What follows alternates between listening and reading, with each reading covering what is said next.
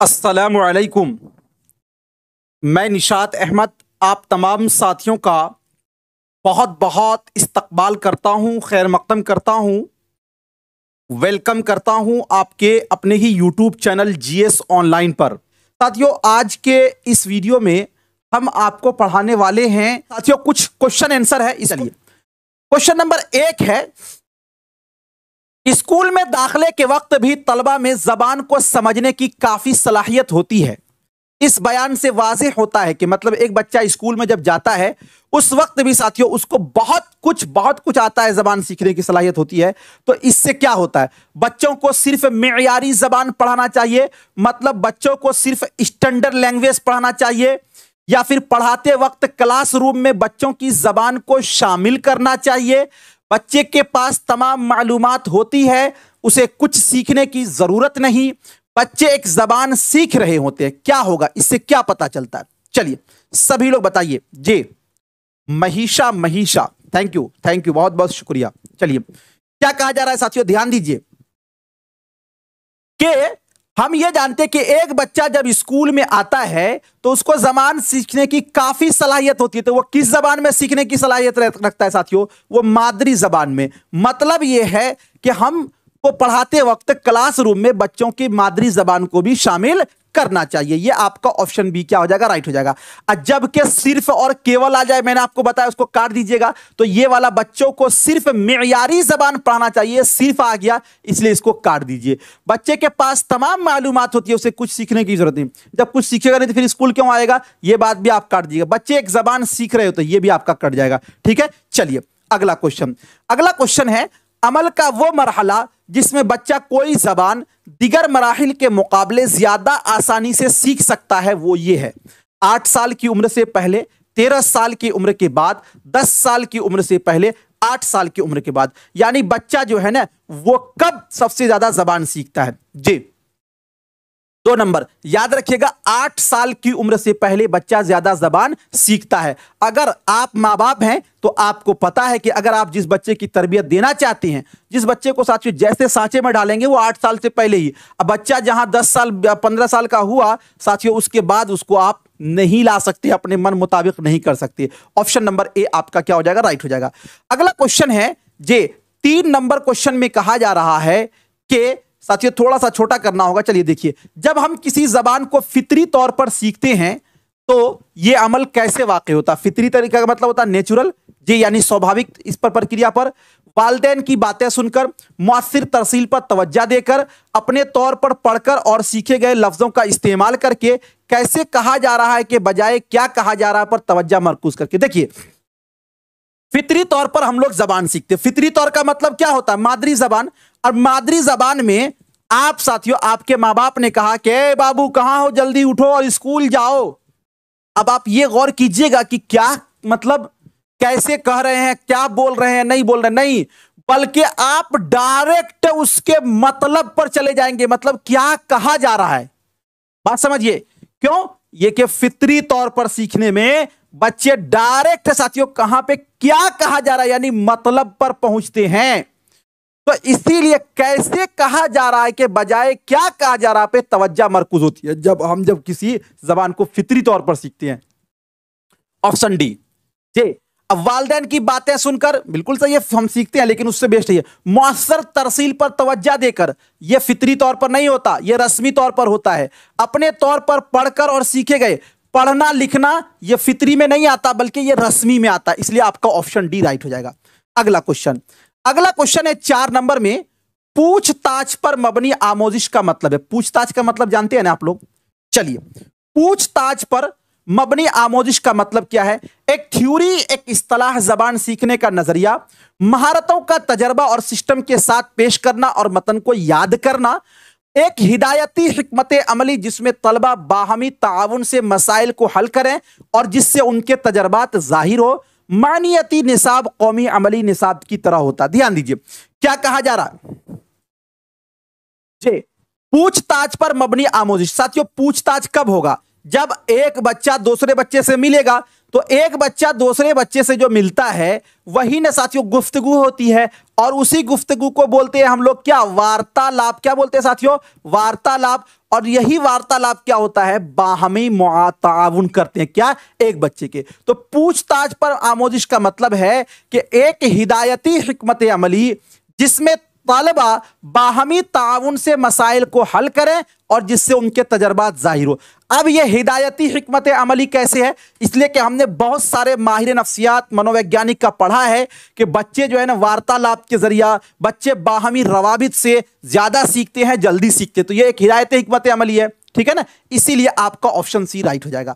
अगला क्वेश्चन है, मुख्तलिफ मज़ामीन को आमोजिश में, मुख्तलिफ मज़ामीन की आमोजिश में तालिब इल्म की मादरी जबान का इस्तेमाल, यानी अलग अलग मज़ामीन है उसमें मादरी जबान का इस्तेमाल क्या करना चाहिए।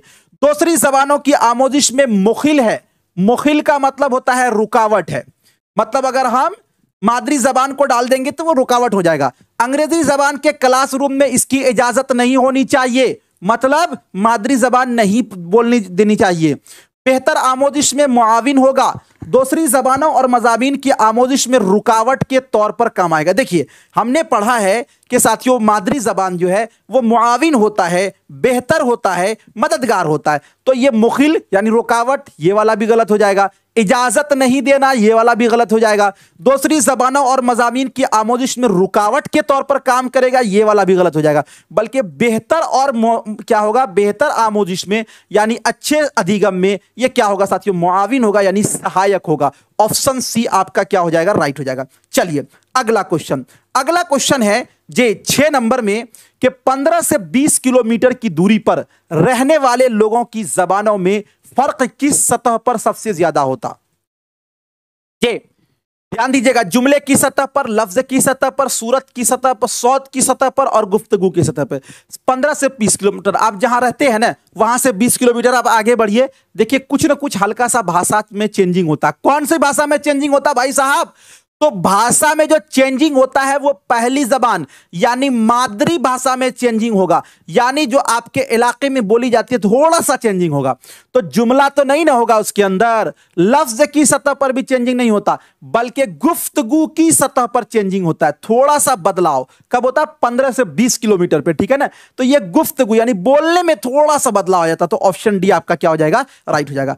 अगला क्वेश्चन है 7 नंबर में, दर्जे झैल में से कौन सा अम्ल जबान सीखने में बच्चे की मदद करता, यानी कौन सा ऐसा अम्ल है जो जबान सीखने में बच्चे की मदद करता है। बच्चों को सही जुमला दोहराने को कहना, बड़ों की बातचीत सुनना, दूसरे बच्चों के साथ खेलना, ऐसा माहौल जहां बच्चे को बोलने नहीं दिया जाता। अरे भाई बच्चे को जब बोलने नहीं दिया जाएगा तो वो कहां से सीखेगा, ये तो पहले ही कट जाएगा। दोहराना, रिपीट करना, याद करना, मारना, पीटना, ये तो कभी भी आंसर नहीं होगा। तो इसलिए साथियों अलिफ वाला भी आपका कट जाएगा। अब देखिए बड़ों की बातचीत सुनकर हम क्या करते हैं, जबान सीखने में आपकी मदद करेगा, बिल्कुल सही बात है। लेकिन दूसरे बच्चों के साथ खेलना, अभी ही मैंने आपको बताया है ना पॉइंट में कि बच्चे खेल खेल में बहुत बेहतर ढंग से सीखते हैं। इसीलिए साथियों कभी कभी ऐसा होगा कि 2 ऑप्शन आपको राइट लगेगा लेकिन एक को कट करना होगा, एक को सही, क्योंकि पॉइंट में मैंने लिखाया कि बच्चे खेल खेल में बहुत बेहतर ढंग से सीखते हैं, ठीक है ना। Option number C. चूंकि साथियों एक ये भी है कि अब बच्चे लोग अपने हमजोलियों में, मान लीजिए कि हमारी उम्र साथियों 25 साल है, तो हम किसी 60 साल के उम्र के साथ अपनी दोस्ती को कायम नहीं करना चाहेंगे, इसके साथ बेहतर ढंग से हम नहीं बोलेंगे, बल्कि हम 25 साल 30 साल यानी हम अपने हमजोलियों के साथ ज्यादा खुलकर बोलेंगे, नहीं। तो इसलिए बच्चे भी अपने बच्चों के साथ ज्यादा अच्छे से वो सीखते हैं।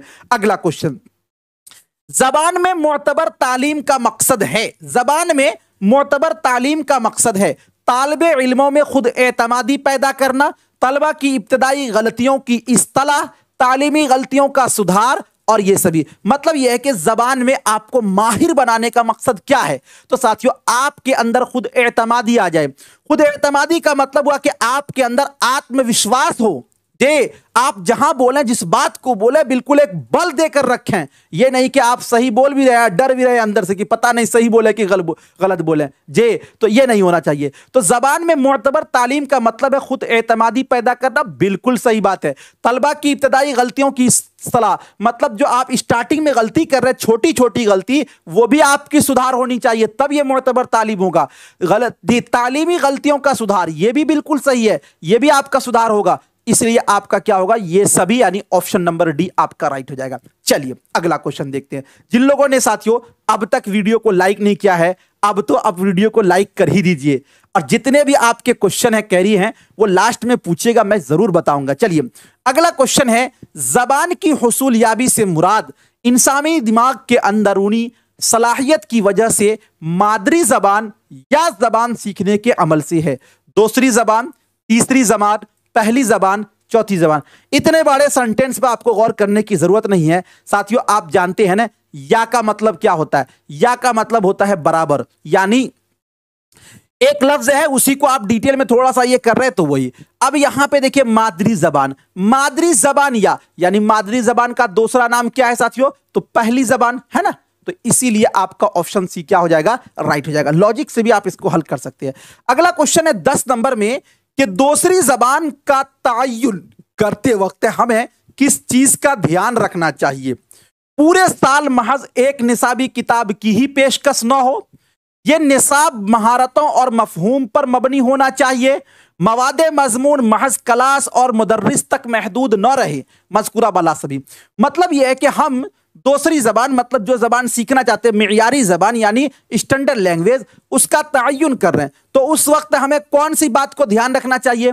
आपने साथियों ये पढ़ा है कि बच्चे को अगर एक ही निसाबी किताब पढ़ा जाए, एक ही चीज को डेली पढ़ाया जाए, तो वो क्या होता है, उससे उफ जाता है। इसलिए एक ही निसाबी किताब न हो, बल्कि थोड़ा सा एक किताब खत्म। इसलिए देखते हैं ना आप कि आपको दिया जाता है कि 6 महीना ये, उसके बाद फिर दूसरी किताब। तो ये बिल्कुल सही है ये बात कि पूरे साल महज एक निसाबी किताब की पेशकश न हो, यानी एक से ज्यादा भी हो।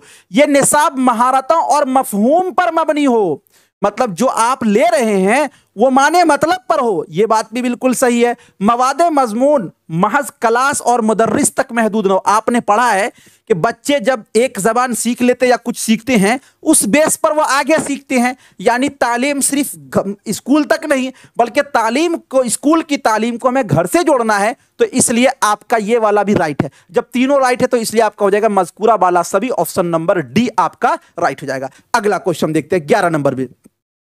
जब एक तालिबे इल्म को जमाना की किस्मों को समझने में दुश्वारी हो तो उसका तदारुक कैसे करेंगे? जमाना मतलब काल, तो उसको नहीं समझ में आ रहा है एक बच्चे को, तो उसको हम कैसे दूर करेंगे? तदारुक का मतलब दूर करना। तलबा खुद जुमला बनाए और टीचर उनकी सरगर्मी में मदद करे, यानी तलबा अपने से कोई जुमला बनाए और टीचर उसकी सरगर्मी में मदद करे। तलबा को क्लासरूम के बाहर भी जुमलों की साख्त की बुनियाद पर मश्क करवाना, यानी क्लासरूम से बाहर ले जाएं। असल जिंदगी के मुख्तलिफ हालात की मदद से मश्क करना, मुख्तलिफ जुमलों की मश्क करने के मौके फराहम करना। देखिए क्या होगा राइट आंसर, बहुत शानदार। बताइएगा 11 नंबर का। देखिए अगर साथियों आप जमाना को न जानते हैं, अब मैं आपसे पूछूं कि अभी इस क्लास में आने से पहले आप कहां थे, तो आप कहिएगा कि मैं बाजार में था। बस आगे देखो, ये जो था लग गया ना, ये भूतपूर्व काल हो गया, यानी ये जमाना माजी है। अभी क्या कर रहे हो? पढ़ रहा हूं, यानी ये क्या कर रहे हो प्रेजेंट में, ये आपका हाल हो गया। मतलब ये है कि असल जिंदगी के मुख्तलिफ हालात की मदद से हम उसको मश्क करा सकते हैं। ऑप्शन नंबर सी आपका क्या होगा, राइट हो जाएगा। ठीक है, चलिए अगला क्वेश्चन है, पहली जबान को फरोग देने से उम्मन क्या मुराद लेते हैं?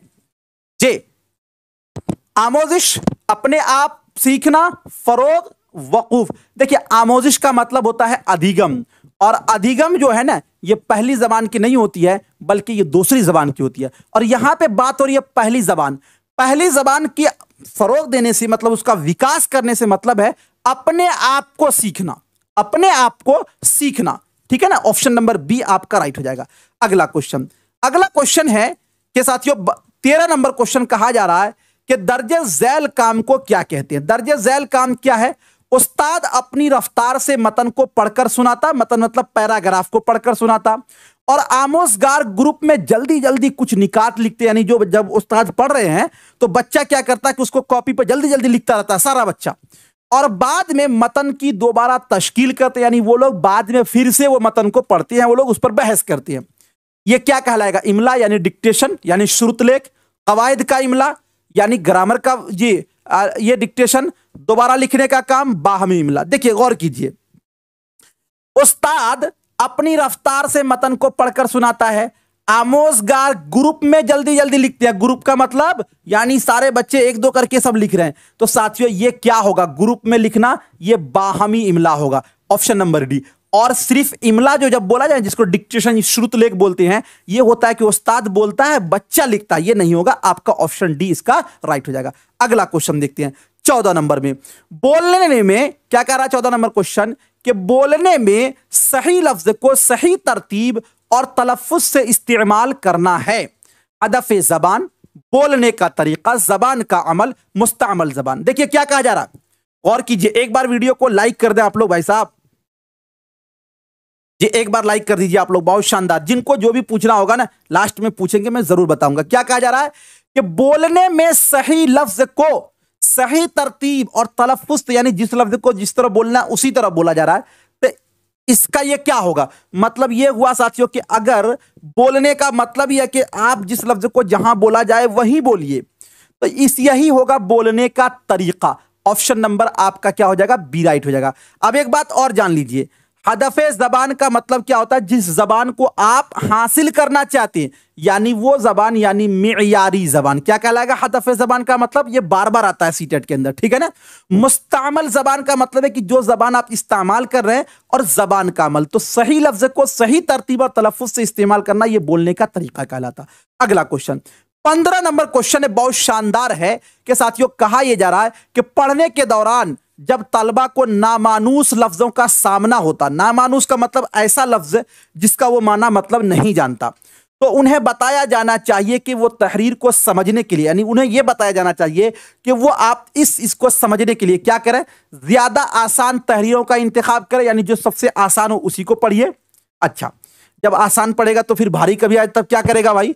माना अंदाजा करने के लिए सियाको सबाक से मदद करें, हासिल करें, उस्ताद या पड़ोसी से राबता करें, लुगत देखें। देखिए जब कभी लुगत देखना आ जाए, रटना आ जाए, मारना आ जाए, पीटना आ जाए, वो आंसर नहीं होता।